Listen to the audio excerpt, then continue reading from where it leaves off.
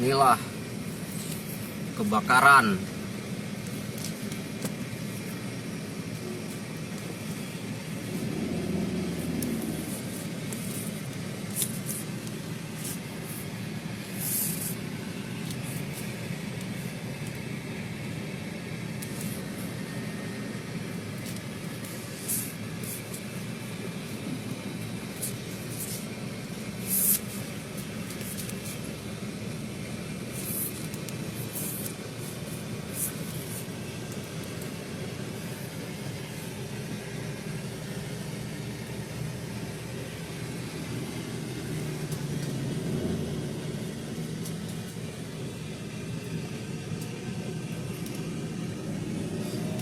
Itulah barusan kendaraan kebakaran di kilometer 63 dari arah Purwakarta menuju arah Karawang.